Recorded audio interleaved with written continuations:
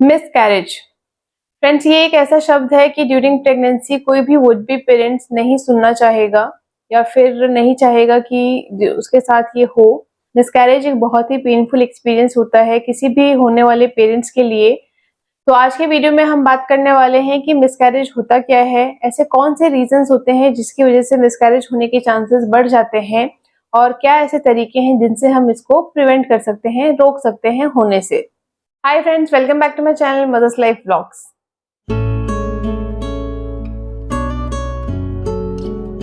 सबसे पहले जान लेते हैं कि मिसकैरेज होता क्या है।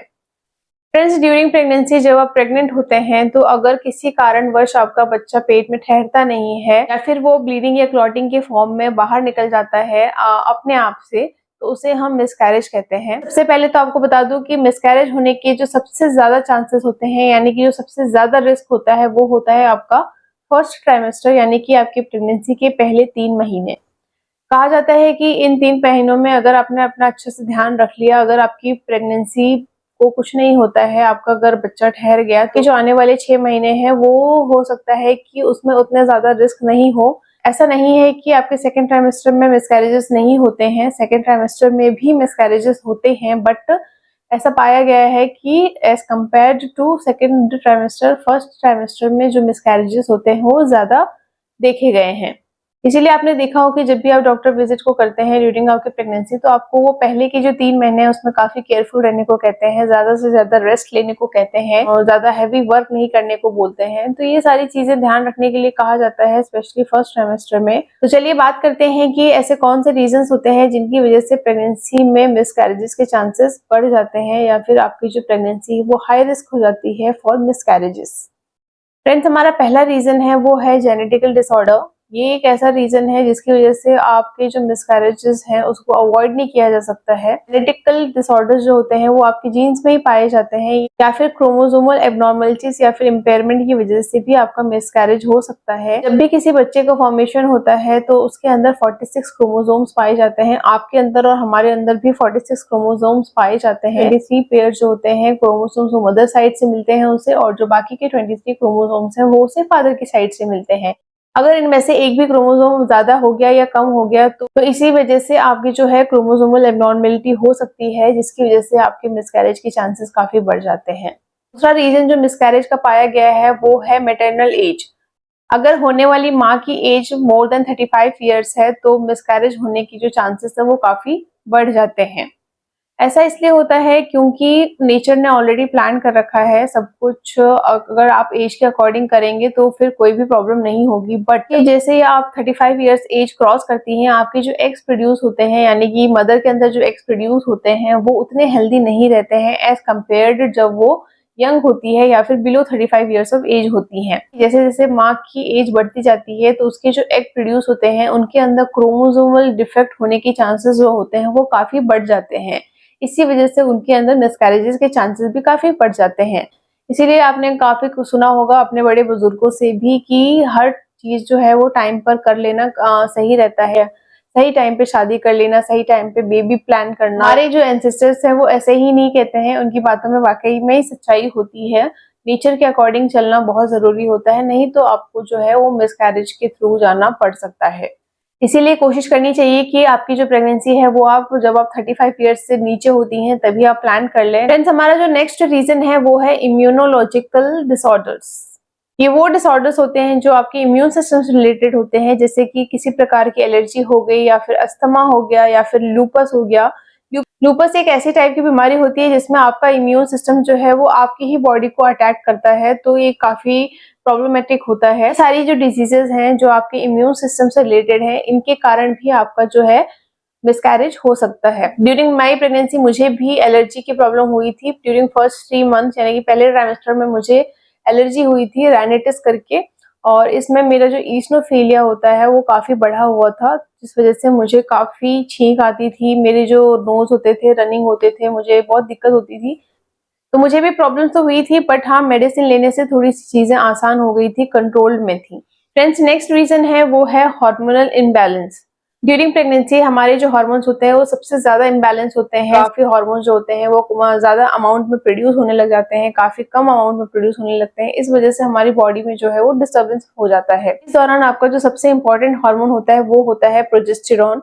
अगर इसकी मात्रा आपकी बॉडी में कम होती है तो भी आपके मिसकैरेजेस के चांसेस जो है वो काफी बढ़ जाते हैं। तो इन सब का आपको ध्यान रखना है कि आप जब भी प्रेग्नेंट हुए तो सबसे पहले आप जाके अपने डॉक्टर को कंसल्ट करें। जैसे कि अगर कोई भी जो अबनॉर्मलिटी है डिटेक्ट हो जाती है अर्ली प्रेगनेंसी में, तो आपके जो डॉक्टर है वो उसी अकॉर्डिंगली आपका ट्रीटमेंट कर सकें एंड आपके मिसकैरेज को वो अवॉइड कर सकें।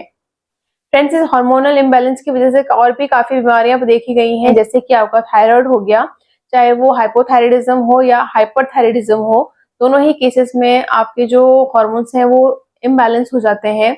उसी प्रकार से अगर आपको डायबिटीज हो जाता है, यानी कि आपके जो शुगर लेवल्स हैं वो बढ़ जाते हैं, और साथ ही साथ में पीसीओडी हो गया, यानी कि आपका जो पॉलीसिस्टिक ओवरी सिंड्रोम होता है, तो ये जो सारे कारण होते हैं जिनमें हार्मोनल इम्बैलेंस पाया जाता है, इनकी वजह से आपकी जो प्रेगनेंसी वो काफी हाई रिस्क मानी जाती है, स्पेशली अगर आपको डायबिटीज हो जाता है। तो मेरी प्रेगनेंसी के दौरान मुझे थायराइड हुआ था, यानी कि हाइपोथायराइडिज्म। तो मेरी जो थायराइड लेवल्स हैं वो काफी बढ़े हुए थे। तो उन्होंने मुझसे पूछा था मेरी हिस्ट्री, अगर मेरे पेरेंट्स वगैरह किसी को हुआ हो तो।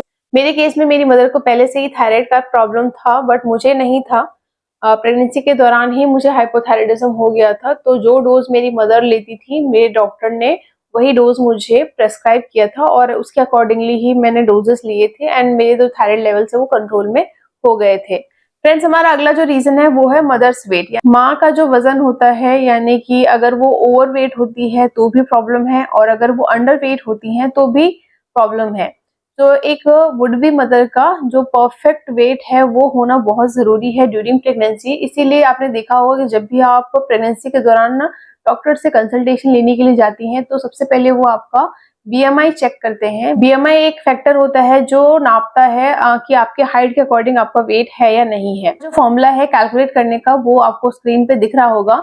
इसी अकॉर्डिंग से आपकी जो हाइट है और वेट के अकॉर्डिंग आपका बीएमआई कैलकुलेट होता है। अगर आपका बीएमआई जो है वो बिलो 18 आता है तो आपको अंडर वेट होती हैं, और अगर आपका बीएमआई अबाउट 25 होता है तो आप ओवर वेट होती हैं, यानी कि ओबेसिटी है, आपके अंदर मोटापा है। बीएमआई बिल्कुल सही है, अगर वो 18 to 25 के रेंज में है तो आपकी बॉडी बिल्कुल हेल्दी है एक बेबी को कैरी करने के लिए, प्रेगनेंसी के लिए। तो आप अपने वेट का भी ध्यान रखिएगा प्रेगनेंसी प्लान करने से पहले। बात करें ओबेसिटी की, अगर आपका जो वेट है वो काफी ज्यादा है, अगर आप ओवर वेट हैं तो आपके भी चांसेस बहुत बढ़ जाते हैं मिसकैरेज होने के।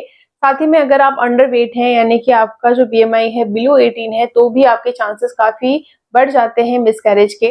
और अगर अंडर वेट की केस में अगर आपकी डिलीवरी हो भी जाती है तो हो सकता है कि आपका जो बच्चा है होने वाला वो माल न्यूट्रिशन हो, यानी कि कुपोषित हो सकता है। वो उसका जो वेट है ड्यूरिंग बर्थ वो काफी कम हो सकता है, जिसे हम लो फिटल वेट कहते हैं। तो उसमें भी बच्चे के जो सर्वाइवल के चांसेस है वो काफी कम हो जाते हैं। और साथ ही में यहाँ पे ये भी प्रॉब्लम आती है कि आपके जो प्री टर्म लेबर के चांसेस है वो भी काफी बढ़ जाते हैं। प्री टर्म लेबर का मतलब है आपकी जो ड्यू डेट है डिलीवरी के, उससे पहले ही आपको लेबर पेन हो सकता है एंड आपका बच्चा समय से पहले ही डिलीवर हो सकता है। तो आप देख लीजिए कि एक वुड बी मदर का वेट जो होता है वो कितना इंपॉर्टेंस रखता है ड्यूरिंग प्रेगनेंसी। फ्रेंड्स, अगला रीजन जो होता है मिसकैरेज का वो होता है हमारे एनवायरमेंटल फैक्टर्स। ड्यूरिंग प्रेगनेंसी आप किस वातावरण में रह रही हैं, आपके आसपास का माहौल कैसा है, एयर पोल्यूशन ज्यादा तो नहीं है, आप जो पानी पी रही हैं वो सेफ है या नहीं, आपको स्मोकिंग की प्रॉब्लम तो नहीं है, या फिर आपको ड्रिंकिंग की हैबिट तो नहीं है। ये सारी चीजें जो होती हैं आपके एनवायरमेंटल फैक्टर्स में आती हैं। और काफी ऐसे एरियाज होते हैं जहाँ पे आप देखेंगे कि बहुत ही पोल्यूशन होता है। ये तो ऐसे एरियाज में सांस लेना एक प्रेग्नेंट वुमेन के लिए काफी रिस्की हो जाता है, उसमें भी मिसकैरेज के चांसेस जो होते हैं वो काफी बढ़ जाते हैं। तो यदि आप स्मोकिंग करते हैं या ड्रिंकिंग करते हैं तो ये सारी चीजें आपको ड्यूरिंग प्रेगनेंसी बिल्कुल से बिल्कुल अवॉइड करनी है। साथ ही में आपको ज्यादा अमाउंट में कैफीन इनटेक नहीं करना है, इस केस में भी आपकी जो मिसकैरेज के चांसेस है वो काफी बढ़ जाते हैं। तो कोशिश कीजिए कि ड्यूरिंग प्रेगनेंसी आप एक अच्छे से फ्रेश माहौल में रहें, जहाँ पे अच्छी हवा मिले, आपको एक अच्छा माहौल मिले, तो इससे आपकी मिसकैरेजेस जो हैं वो अवॉइड किए जा सकते हैं। Friends, last but not the least, सबसे इम्पोर्टेंट रीजन जो है मिसकैरेजेस का वो होता है stress. As per scientific studies ऐसा पाया गया है कि जिन भी विमेन का मिसकैरेज हुआ है उनके अंदर स्ट्रेस इंड्यूस्ड हार्मोन पाया गया है, जिसे हम यूरोकोटिन कहते हैं। तो जनरली हम जो है वो स्ट्रेस को कंसिडर नहीं करते हैं ड्यूरिंग प्रेगनेंसी, बट स्ट्रेस एक बहुत ही इंपॉर्टेंट रोल प्ले करता है आपके प्रेगनेंसी के दौरान। अगर प्रेगनेंसी के दौरान आप किसी प्रकार का स्ट्रेस लेती हैं तो आपके बॉडी को इफेक्ट तो करेगा ही करेगा, साथ ही में आपके जो मिसकैरेज है उसके चांसेस भी काफी बढ़ जाते हैं। तो आप कोशिश कीजिए कि आप एक हेल्दी एंड पॉजिटिव माइंडसेट लेके ही अपनी प्रेगनेंसी को कंटिन्यू करें, क्योंकि जब हम प्रेग्नेंट होते हैं तो हमारी जो काफी लाइफस्टाइल में चेंजेस आते हैं और इस चेंजेस की वजह से एक वुड बी मदर को काफी स्ट्रेस फील होता है, उसकी जो लाइफ है वो बिल्कुल अचानक से बदल जाती है। तो जो भी आपको प्रॉब्लम होती है, मैं तो यही कहूंगी अपने पर्सनल एक्सपीरियंस के हिसाब से कि आप अपने पार्टनर से शेयर करें। ऐसा करने से आप अपने मिसकैरेज को अवॉइड कर सकती हैं। तो फ्रेंड्स, ये तो सारे हो गए हमारे रीजंस जिस वजह से फर्स्ट ट्राइमेस्टर में मिसकैरेज के चांसेस बढ़ जाते हैं। इन रीजंस के अलावा कुछ रीजंस और भी पाए गए हैं, जैसे कि आप अगर बहुत ज्यादा हैवी वर्क कर लेती हैं या फिर आप सीढ़ियों को बहुत तेजी से चढ़ती उतरती हैं, तो भी इन केसेस में भी मिसकैरेज के चांसेस बढ़ जाते हैं। तो चलिए बात करते हैं प्रिवेंशन मेथड्स की कि कैसे हम मिसकैरेजेस को रोक सकते हैं। फ्रेंड्स, पहला तरीका और बेस्ट तरीका जो मैं बोलूंगी आपको वो है प्लान्ड प्रेगनेंसी। मेरे पर्सनल एक्सपीरियंस से मैं आपको यही कहूंगी कि अगर आपकी प्रेगनेंसी प्लान्ड है, प्लान्ड प्रेगनेंसी का मतलब ये होता है कि आपकी जो बॉडी है वो हेल्दी है फॉर कैरिंग अ बेबी। और ये कैसे पता चलेगा कि आपकी बॉडी हेल्दी है या नहीं फॉर कैरिंग अ बेबी? इसलिए आपको क्या करना होगा कि आपको अपनी बॉडी को पहले उसके लिए तैयार करना पड़ेगा। तैयार करने के लिए आपको अच्छा खाना पड़ेगा, आपको अपने जो है लाइफस्टाइल चेंज करनी पड़ेगी, आपको हेल्दी आदतों पर स्टिक होना पड़ेगा, बुरी आदतों को आपको छोड़ना पड़ेगा।